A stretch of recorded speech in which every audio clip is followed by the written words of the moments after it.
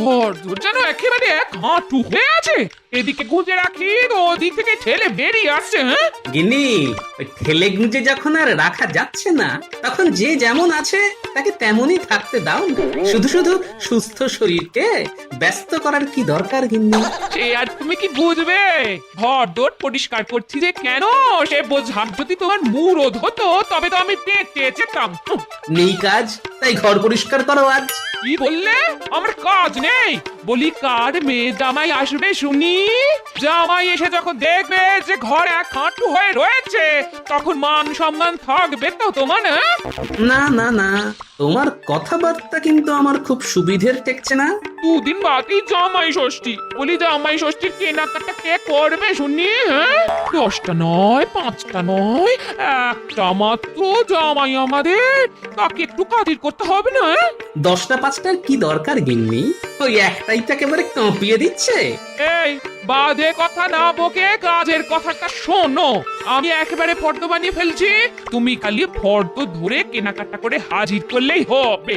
বাকিটা আমি সামলে নেব, কেমন? এই নাও। বাকি আর থাকলো কি? ওই ফর্দ তো আমার প্যাকের একেবারে ফর্দা ফাই করে দেবে। না না না, তুমি যা জ্বালালে গিন্নি, তাতে এক্ষুনি এখান থেকে না পালালে আমার শান্তি নেই। এই আমি পালালাম।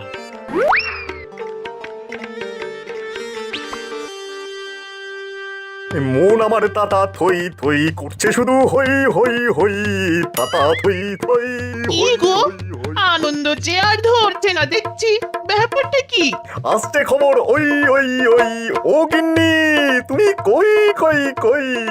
ও বুঝেছি, এই উঠতি বয়সে জামাই ষষ্ঠী করতে যাবে বলে তোমার যত ফুর্তি, আর তার উপরে নতুন মন্ত্রী বলে কথা, কি তাই তো? আরে সেটা তো আছেই, তার সঙ্গে আরো একটা ব্যাপার আছে। আরে বাবা, আজ শুধু রাজসভায় যেতে যা দেরি, তারপরেই উপহার পাবো ঝুড়ি ঝুড়ি। আচ্ছা, নতুন মন্ত্রী হওয়ার পর থেকে তোমার মাথাটা কি একদম খারাপ হয়ে গেছে? তখন থেকে কি আবল তাবল বকবক করছো বলো তো? আবল তাবল নয় গিন্নি, মহারাজ বলেছেন আজ তিনি বিশেষ কোনো ঘোষণা করবেন। আর মহারাজের ঘোষণা মানেই তো শুধু গন্ডা গন্ডা পাওনা। হ্যাঁ গো, তুমি ঠিক বলছো। ঠিক মানে? আরে 16 আনার উপরে 18 আনা ঠিক। আমাদের মন্ত্রী মশাইয়ের কাছে আমি আগেই শুনেছি যে উৎসব অনুষ্ঠানে মহারাজ নাকি একেবারে ট্যাগ ভরে দেন। বেশ, তবে তোমার ওই ট্যাগ কি করে ভাগ করতে হয় সেই কাজটাই করি আমি। হ্যাঁ, তার মানে? মানে মহারাজের উপহার পেলেই তুমি আমার হাতের বালা, পায়ের নুপুর আর আর বেশ ভারী দেখে একটা সীতাহার গড়িয়ে দেবে। রে বাবা, এ তো দেখছি বলেও মুশকিল। সব কামাই তো দেখছি বইয়ের নামেই উড়ে যাবে। না না, এখানে হাওয়া গরম না করে যাই, রাজসভায় যাই। ও মহারাজ কি ঘোষণা করেন সেটা শোনার জন্য আমার মনটা কেমন হাঁক পাক করছে। যাচ্ছ যাও, তবে আরো যদি কিছু মনে পড়ে তবে বলবো কিন্তু পরে, তখন কিন্তু না বললে শুনবো না। এই তো, আজ দেখছি সবাই একেবারে যথাসময়ে যথাস্থানে এসে বসেছ। শুধু একটাই দুঃখ যে আমার প্রিয় মন্ত্রী এখন আমার সামনে নেই। হায় হায় হায়, মনে হচ্ছে যেন কতদিন দেখিনি তাকে। কি যে হলো তার! আরে দুঃখ কেন পাচ্ছেন মহারাজ? ওই মন্ত্রী নেই তো কি হয়েছে, এই মন্ত্রী তো আছে, আপনার প্রিয় ভগবান। তাই তো সবার আগে আমি এসে গেছি মহারাজ, বাকিরা সবাই পরে পরে ধীরে ধীরে আসছে। আসলে আমার মতো সময়ের মূল্য আর কজন দিতে পারে বলুন? এবার আপনি কিছু বলুন মহারাজ, আমরা তো আপনার মুখ থেকে কিছু শুনবো বলেই অধীর আগ্রহে অপেক্ষা করছি। হ্যাঁ হ্যাঁ, সে তো বলবোই। তবে আজ যেন গোপালকে কেমন একটু অন্যমনস্ক দেখছি। ব্যাপার কি গোপাল? হ্যাঁ বলো গোপাল বলো, আমার না পেট খারাপ? হ্যাঁ না না, এই তেমন কিছু নয়। তবে ওই বাসমতি ডাল থেকে ধুতি, জুতো, শাল, গিন্নি আমার কিছুই বাদ দেয়নি। সে আবার কি? আহা, সোজা কথায় বলবে তো, তোমার হয়েছেটা কি? না না, এখনই তেমন কিছু হয়নি, তবে গিন্নির কথা মতো এই ফর্দ মিলিয়ে জামাইয়ের জন্য কেনাকাটা করতে গেলে অম্বল থেকে বমি, খোস থেকে চুলকানি সব হয়ে যাবে। ওহ, বাঁচা যাবে, আপদ বিদেয় হবে। না না গোপাল, আমাদের রাজবৈদ্য থাকতে তোমার আবার কিসের চিন্তা? ভয় পেও না, ও ঠিক সময়ই তোমায় দাওয়াই দিয়ে দেবে। দাওয়াই দিয়ে হবে কি? গোপালের তো মনে হচ্ছে মনটাই ভেঙে গেছে। আহা, মনকে চাঙ্গা করার জন্য আমি তো আছি। তা তুমি ঘাবড়াচ্ছ কেন গোপাল? ঘাবড়াচ্ছি কি আর সাধে? ব্যাপার কি গোপালের জন্য যেন মহারাজের গলা থেকে একেবারে মধু ঝরে পড়ছে। হ্যাঁ, কি হলো মন্ত্রী? তুমি আবার নিজের মনে কি বেবি করছো? না না, মানে বলছিলাম কি, অকাজের কথা তো অনেক হলো, এবারে কাজের কথাটা যদি বলেন আর কি মহারাজ। না মানে আপনার ঘোষণা শোনার জন্য আমরা সবাই উৎসুক। আমিও তো তাই বলছি, শুভস্য শীঘ্র মহারাজ। বেশ বেশ, শোনো তবে, এই ষষ্ঠীতে যার বাড়িতে জামাই আসবে তাকে 50 মোহর দেওয়া হবে আমার তরফ থেকে।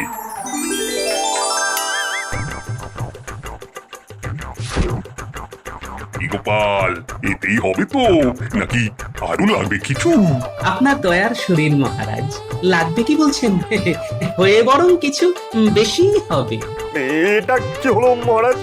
না মানে এটাই ঘোষণা, মানে আর বাকিরা, মানে যারা নিজেরাই জামাই তারা? বাকিরা কাঁচকলা পাবে। ভেবেছিলাম কি না কি, কিন্তু এখন যে দেখি শুধুই ফাঁকি। আমাদের কথা তো মহারাজ কিছুই ভাবলেন না। বলছিলাম কি, তবু একবার ভেবে দেখুন মহারাজ। না মানে যারা ষষ্ঠীতে যাবে তাদের কি হবে মহারাজ? এই যেমন ধরুন আমি। আমি হ্যাঁ, তুমি আবার কোথায় যাবে? তোমার তো এখন হিমালয় যাওয়ার বয়স হয়েছে। এই বয়সে আবার শ্বশুর বাড়ি যাওয়ার অত বায়না কিসের হে? আপনি না হয় মন্ত্রী মশাইয়ের বায়না মেটান মহারাজ, আমি চললাম তাহলে গিন্নির দেওয়া ফর্দ সামলাতে। জামাই যে কোনো সময় চলে আসবে।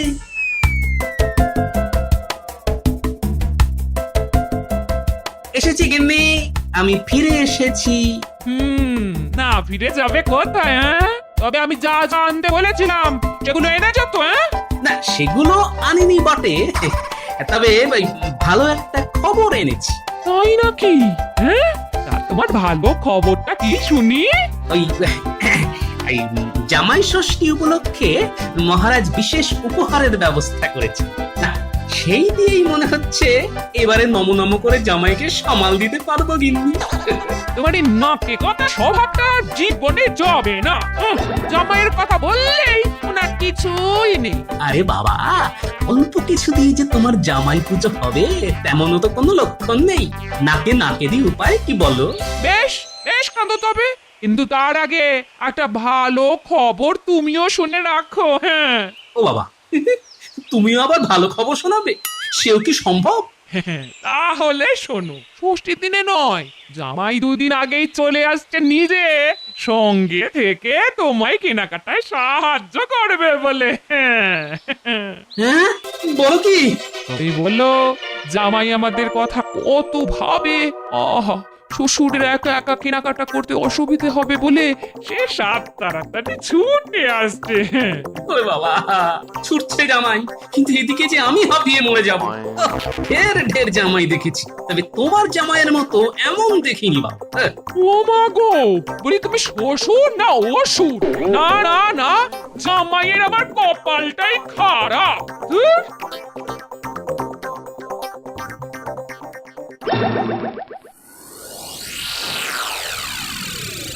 কি গো, রাজসভা থেকে ফিরেই মুখটা রকম বাংলার পাঁচের মতো করে বসে আছো কেন?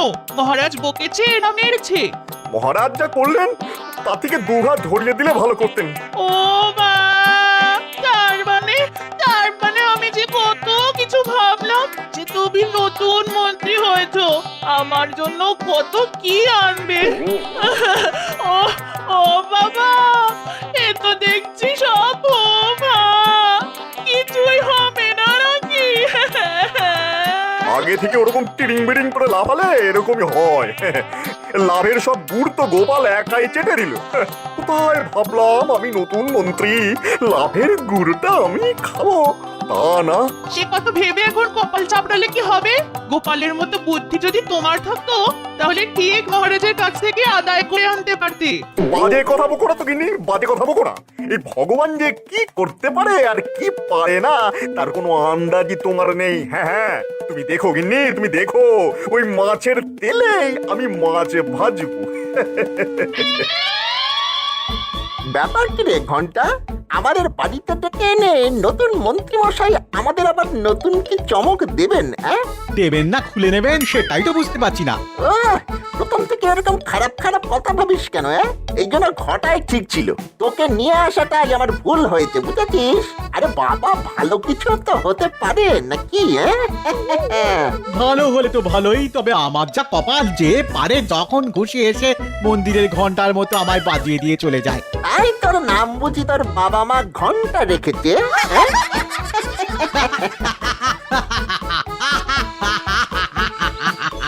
নে নে, এখন বেশি কথা না বলে হাসি হাসি মুখ করে মিষ্টি মুখ কর দেখি।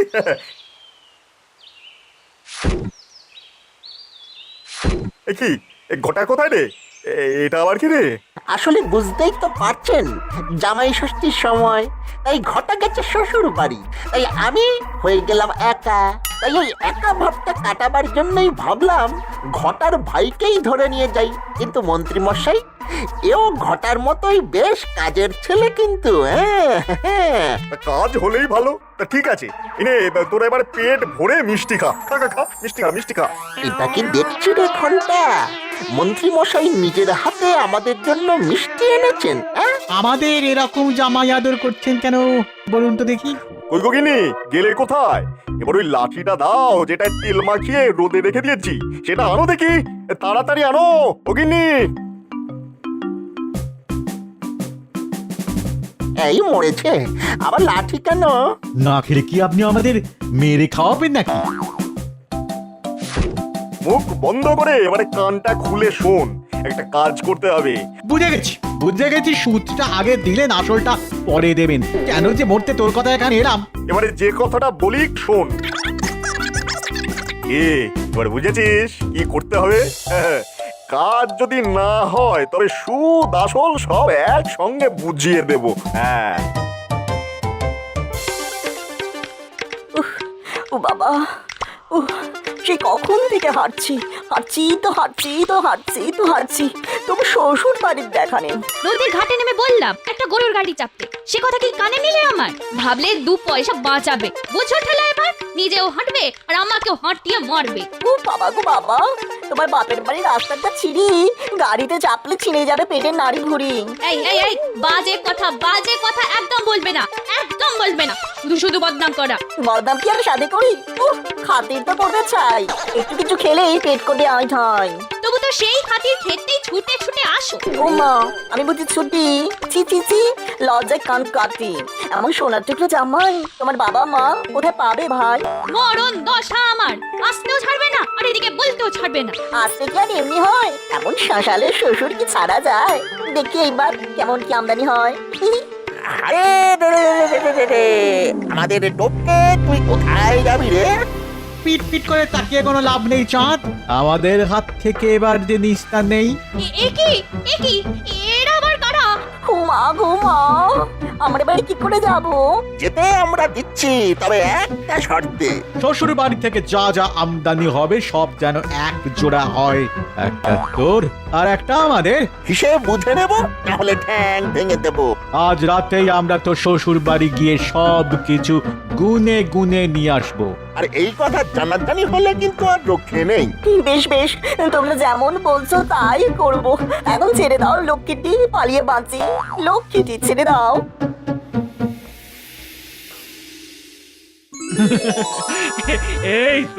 এই তো তোমরা এসে গেছো। হ্যাঁ, এসো।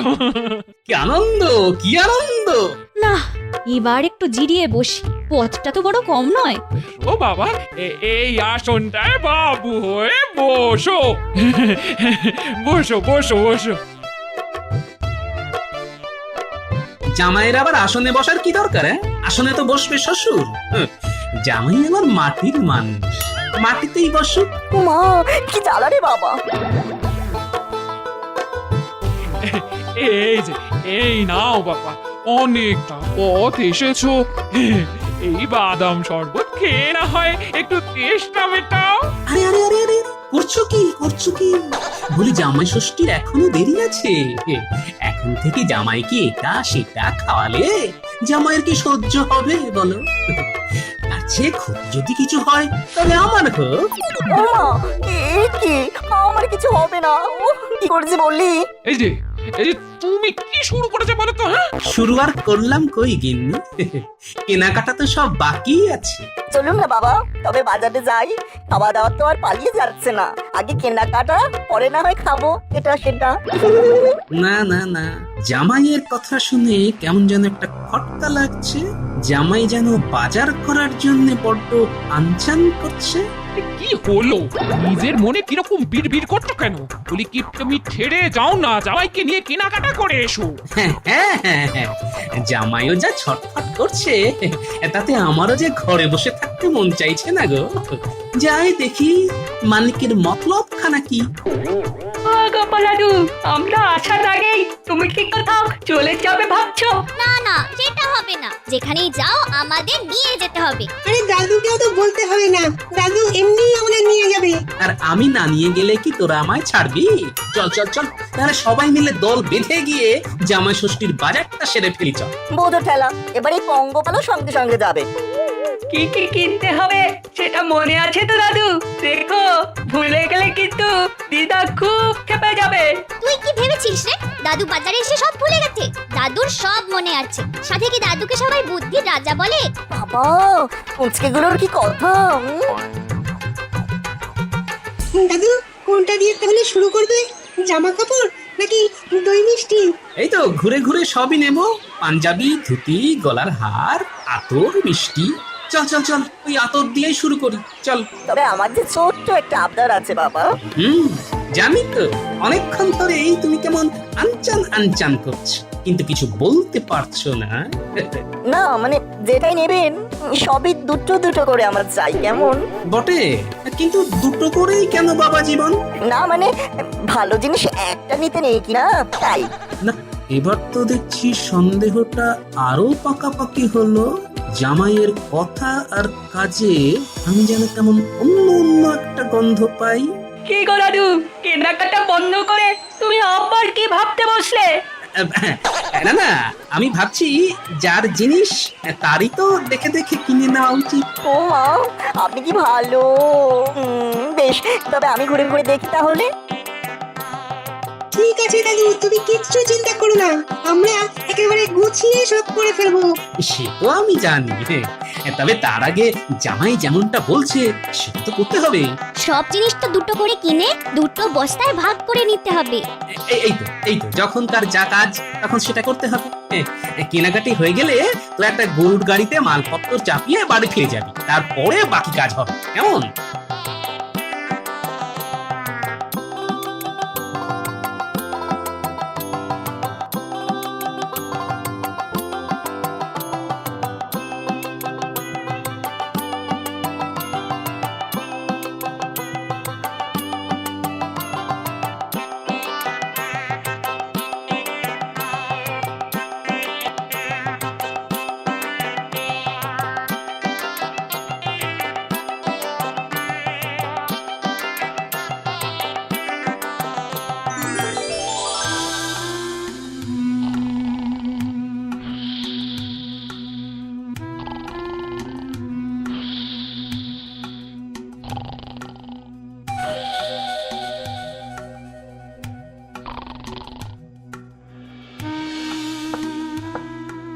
ওই তো একটা টোকা দেওয়ার শব্দ পেলাম, মনে হচ্ছে ওরা এসে পড়েছে।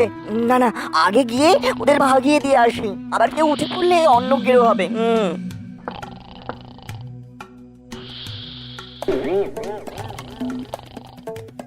একেবারে আলাদা করে বস্তায় বেঁধে রাখা আছে, একেবারে হাতে হাতে ধরিয়ে দেবো।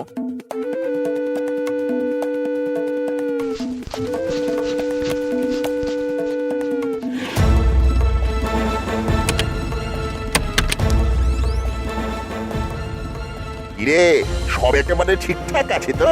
না হলে কিন্তু অবস্থা বুঝে ব্যবস্থা নেব। আমি নিজে বেছে বেছে সব কিনেছি, গন্ডগোল কিছু হতেই পারে না। আরে এসব কি? এই বস্তায় তো ইট ভরা। এই রে, এ কি আপদ! না না, তবে অন্য বস্তাটা আনি।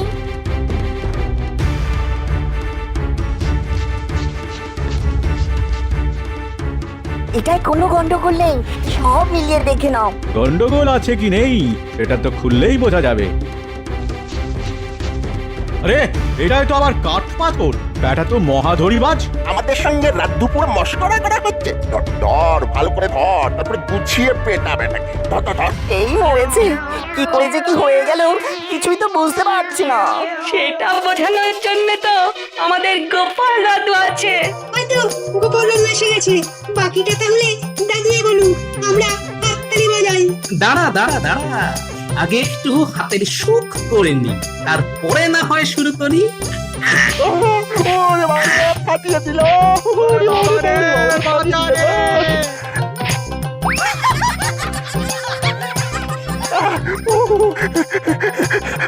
কিন্তু এসব যে কি করে হয়ে গেল সেটাই তো এখনো বুঝতে পারছি না। তোমার হাব দেখেই বুঝেছিলাম ডাল মে কুছ কালা আছে, আর তাই বাচ্চাদের দিয়ে বস্তা বদল করে রেখেছিলাম হাততালি, বুঝলে? আমি কি করব? ওরাই তো রাস্তায় দাঁড়িয়ে থেকে ভয় দেখিয়েছিল, না হলে যে লাঠি পেটা করবে। আর এখন যে ওরাই মার খেয়ে মরবে। কিন্তু আমার জিনিসপত্র, তার মানে আমার সব জিনিসপত্র ইট কাঠ পাথর হয়ে গেছে। চিন্তা নেই, জিনিসপত্র সব ঠিকঠাকই আছে, সে সব আলাদা জায়গায় সরিয়ে রাখা আছে। এক বস্তা তোমার আর এক বস্তা যথাস্থানে ফেরত চলে যাবে। হ্যাঁ,